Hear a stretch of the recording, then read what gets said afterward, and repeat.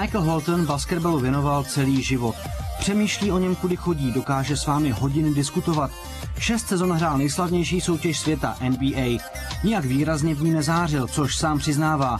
Realizoval se coby trenér, když 13 let působil v první divizi univerzitní NCAA.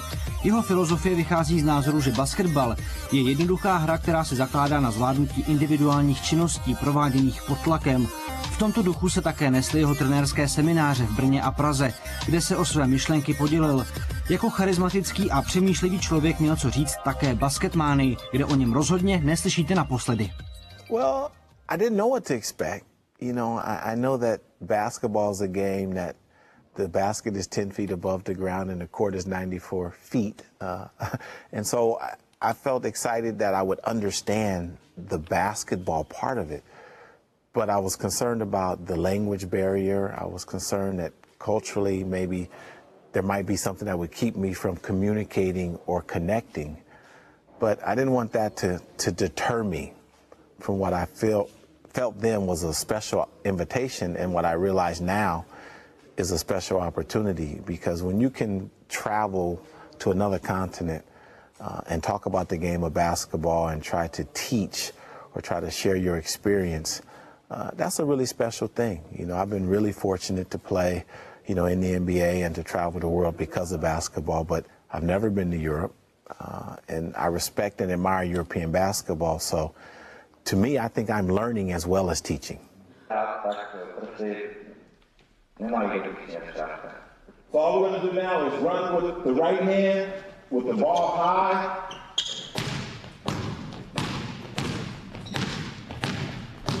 With the hand straight. Because if you don't have your hand straight, you can't go fast. My college coach, Larry Brown, who is a Hall of Fame coach in America and now the coach of the Charlotte Bobcats, when I became a Division I college coach at the University of Portland, he said to me that I had a responsibility to move the game of basketball forward. And it was an overwhelming comment and a humbling comment to me, but I also felt like it was a comment saying I had to take more responsibility to play a role in the game moving forward. So coming here, I think, is a part of my response to that question of what am I willing to do to help move the game of basketball forward. Everybody has to catch the ball with the backstop up, ready. Shot. I think it's a simple game complicated by people. You know, you just got to play hard. You know, I think coaches teach effort. I mean, coaches teach execution. You know, I think players are responsible for bringing effort.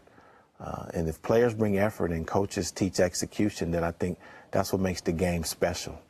You know, but if either of those things are missing, if players don't play hard or they're not motivated or the coach is not prepared to teach, then I think it's an unhappy basketball environment.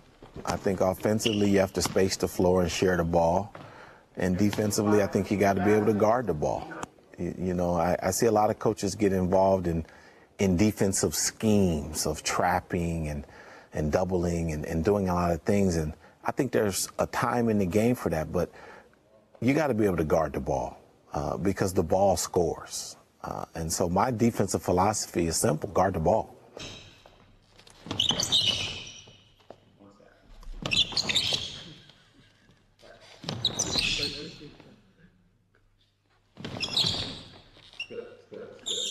I was married to the game. I could never get away from it. I mean, when I went home, I talked about it at dinner with my wife and kids, and in the middle of the night, I woke up and drew plays. I mean, I'd be sitting in church thinking of a play. I mean, so as a coach, you live it. You don't get away from it. You know, but what I learned about the game from a player standpoint and now from a coach's standpoint that bothers me is that I think the game is played in 3 phases. I think as a kid, you play because of love of the game and pride. But if you're good enough and you play long enough, you play for money, whether you get a college scholarship or whether you make it to the NBA.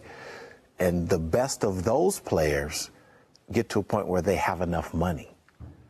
And then they have to decide if they have enough pride to continue to play the game with passion and love. And what you see in the NBA sometimes is that doesn't happen.